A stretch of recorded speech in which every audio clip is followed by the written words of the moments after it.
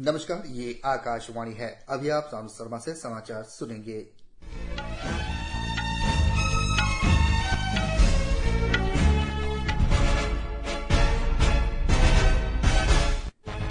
पहले मुख्य समाचार। प्रधानमंत्री नरेंद्र मोदी ने नए संसद भवन से अपने पहले संबोधन में नई संसद को नई नीति के साथ नई प्रयास बताया। प्रधानमंत्री ने कहा कि नए संसद भवन आत्मनिर्भर भारत और 140 करोड़ भारतीयों की आकांक्षाओं को दर्शाती है। मन की बात कार्यक्रम के 101वें संस्करण में श्री मोदी ने युवाओं के बीच एक भारत श्रेष्ठ भारत की भावना को सशक्त बनाने में युवा संगम के अनूठे प्रयासों की सराहना की। प्रधानमंत्री ने जल संरक्षण का आह्वान किया। देश में अब तक 50,000 अमृत सरोवर बनने पर प्रसन्नता व्यक्त की। अमेरिका के राष्ट्रपति जो बाइडेन और हाउस स्पीकर केविन मैकार्टी संघीय सरकार के 21.4 ट्रिलियन डॉलर ऋण सीमा को बढ़ाने के लिए समझौते पर सहमत हुए। अब समाचार विस्तार से। प्रधानमंत्री नरेंद्र मोदी लोकसभा अध्यक्ष ओम बिरला और अन्य मंत्रियों के साथ आज दोपहर बाद नए संसद भवन में लोकसभा कक्ष में पहुंचे। इस ऐतिहासिक अवसर पर उन्होंने 75 रुपये के सिक्के और डाक टिकट जारी किए। कार्यक्रम की शुरुआत सभी संसद सदस्यों और राज्य के मंत्रियों और अन्य गणमान्य अतिथियों के साथ राष्ट्रगान से हुई। राज्यसभा के सभापति हरिवंश ने राष्ट्रपति द्रौपदी मुर्मू और उपराष्ट्रपति जगदीप धनखड़ के संदेश पढ़े।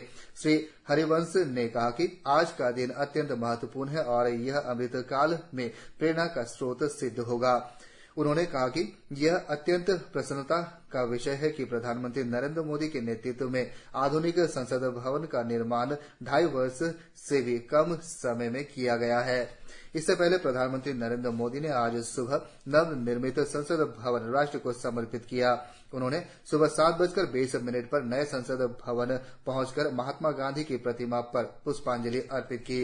उन्होंने संसद भवन में पुजारियों अर्थात अधिनम के साथ प्रवेश किया और हवन किया।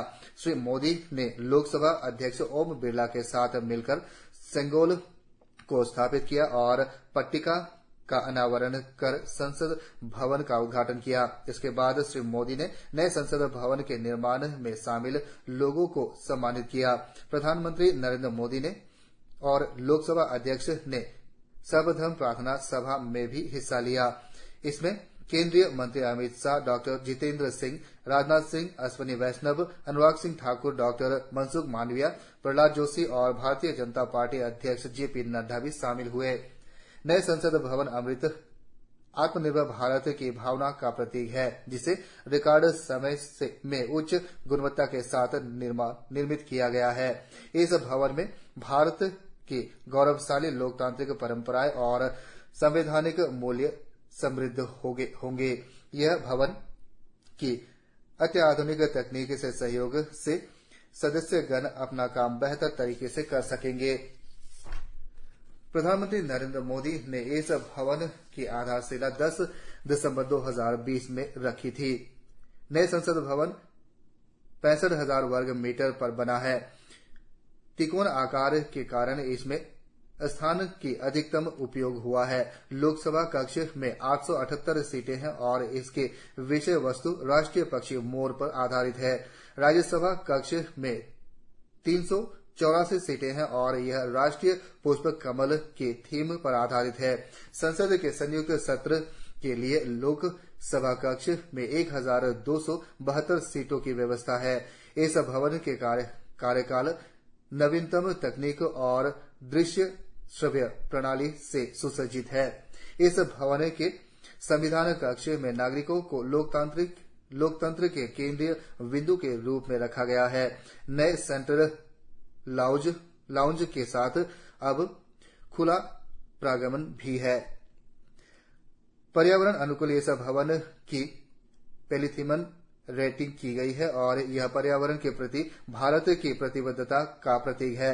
नए संसद भवन आधुनिक भारत की जीवंत और विविधता के साथ सांस्कृतिक एवं क्षेत्रीय कला, शिल्प और भारतीय विरासत को भी दर्शाता है। इसमें दिव्यांगों की सुविधा का भी ध्यान रखा गया है।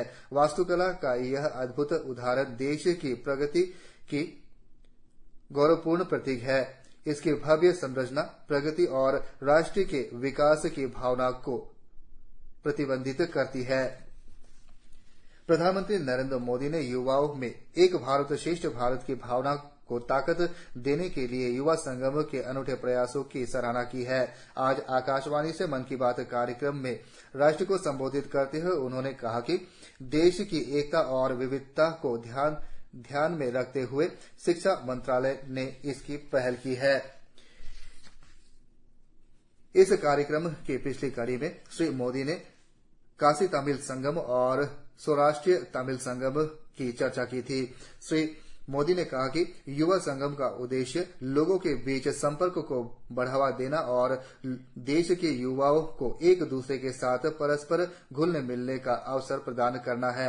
अलग अलग राज्यों के उच्च शिक्षा संस्थानों को इससे जोड़ा गया है। प्रधानमंत्री ने कहा कि युवा संगम पहल के माध्यम से युवा दूसरे राज्यों के शहरों और गांवों में जाते हैं, जिससे उन्हें अलग अलग तरह के लोगों से मिलने का मौका मिलता है। प्रधानमंत्री ने युवा संगम में भाग ले चुके 2 युवकों अरुणाचल प्रदेश के ग्यामर न्योकुम और बिहार के विशाखा सिंह से बात की। न्योकुम ने युवा संगम का हिस्सा बनकर देश के एक हिस्से का दौरा करने का अवसर दिए जाने का कृतज्ञता प्रकट की। प्रधानमंत्री ने जल संरक्षण की आवश्यकता पर जोर दिया और इस दिशा में किए जा रहे प्रयासों की चर्चा की। उन्होंने कहा कि जल के बिना व्यक्ति और देश के प्रयास फलीभूत नहीं हो सकते। श्री मोदी ने कहा कि इस चुनौती को देखते हुए देश के प्रत्येक जिले में 75 अमृत सरोवर तैयार किए जा रहे हैं। प्रधानमंत्री ने कुंभी कागज नामक स्टार्टअप की भी चर्चा की, जो जल कुंभी से कागज तैयार कर रहा है। उन्होंने कहा कि जल कुंभी को पहले जल स्रोतों के लिए एक समस्या समझा जाता था, लेकिन अब उसी से कागज बनने लगा है। प्रधानमंत्री ने छत्तीसगढ़ के बालोद जिले के युवाओं द्वारा जल संरक्षण के लिए शुरू किए गए अभियान की भी चर्चा की। प्रधानमंत्री ने हाल ही में जापान की यात्रा के दौरान हिरोशिमा शांति स्मारक संग्रहालय के दौरे को भावुक कर देने वाला अनुभव बताया। उन्होंने कहा कि इतिहास की स्मृति को संजोकर रखना भावी पीढ़ी के लिए मददगार साबित होती है। प्रधानमंत्री ने कहा कि 4 जून को संत कबीर दास की जयंती मनाई जाएगी। उन्होंने कहा कि कबीर का दिखाया मार्ग आज भी उतना ही प्रासंगिक है। श्री मोदी ने कहा कि संत कबीर ने समाज को बांटने वाली कुप्रथाओं का विरोध किया और समाज को जागृत करने का प्रयास किया। आज राजनेता और फिल्मकार एन.टी. रामाराव की 100वीं जयंती है। प्रधानमंत्री ने 300 से अधिक फिल्मों में अभिनय करने वाले श्री रामाराव तेलुगु सिनेमा के महानायक थे, जिन्होंने करोड़ों लोगों का दिल जीता।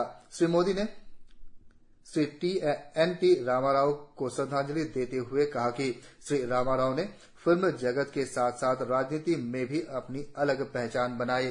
प्रधानमंत्री ने कहा कि 21 जून को विश्व योग दिवस के आयोजन के लिए देश विदेश में तैयारियां चल रही है। उन्होंने मन की बात की 100वीं कड़ी को लोगों से मिले स्नेह के प्रति आभार प्रकट किया।